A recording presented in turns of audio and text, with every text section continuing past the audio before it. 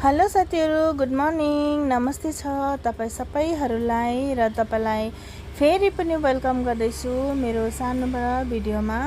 र गाइस, तपाईहरु हेर्न सक्नुहुन्छ आज चाहिँ म के गर्दै छु भनेर है। र बिहान उठ्यो, धन्दापात सबै सकेपछि मम्मीले भन्नुभयो नानी बोडी टिप्न भनेर हैन। बोडी र हेरेर त मलाई पुरा लोभ लाग्यो गाइस है। अनि नि मैले बोडी टिप्न थालेँ। बोडी टिप्दा चाहिँ एकदम मजा लाग्यो हैन। अनि राजेशलाई बोलाएँ, राजेश मलाई भिडियो बना त एउटा भनेर भनेको थियो। अन्त राजेशलाई आएर भिडियो बनाइदियो भाइ राजेशले। अन्त मैले चाहिँ बोडी टिपेर ल्याएँ गाइस। यहाँ हेर्नुहोस् तपाईहरु हैन, मैले यति केलाएँ। बोडी केलाएर चाहिँ अब मैले पकाउन लागि स्टार्ट गरेको छु।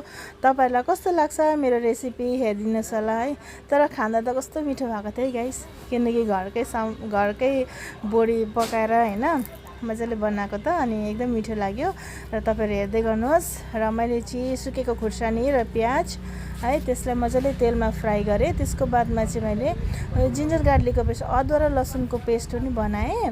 र अनि त्यसलाई पनि अब मैले मजाले पेस्ट गरिकन है त्यसलाई पनि एड गरेँ यहाँनिर। जब यो रातो भएर भयो त्यसको बादमा चाहिँ मैले यो पेस्टलाई एड गरेँ गाइस। तपाईहरु हेर्न सक्नुहुन्छ, हेर्दै गर्नुहोस् हैन। र तपाईहरुलाई कस्तो लाग्यो मेरो रेसिपी तपाईहरु बताइदिनुहोस् है। र यो अब केही मिटहरु त हैन, तर अब नेचुरल अब घरमा है फलेको सामान हैन, त्यसको लागि चाहिँ। र नि गाइस, त्यसको माथि मैले टमाटर ठुलो काटेर चाहिँ लगाएँ। त्यसलाई सानो काटिन, मैले टमाटर ठुलो काटेँ हैन। त्यहाँदेखि मजाले यसरी मजाले बनाएँ है। यसलाई एकदमै मतलब हुन्छ नि अब ठुलो सामान लगाएर त घटेर कम्ती हुन्छ नि, त्यस्तो टाइपले बनाएँ। र मैले अरू केही मसला एड गरिनँ, जस्ट हर्दी र नुन एड गरेँ। त्यस तपाईहरुले देख्न सक्नुहुन्छ, हेर्दै गर्नुहोस् हैन।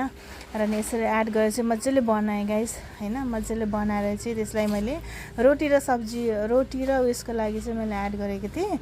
र यसरी लगाएँ हैन। तपाई देख्न सक्नुहुन्छ है।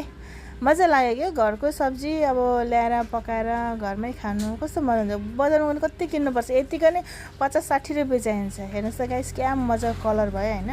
र गाइस, यसलाई चाहिँ मैले क्या एड गरेको छु भने नि गाइस हेर्नुहोस् ल, यहाँनिर रोटी दाल सब्जी रेडी।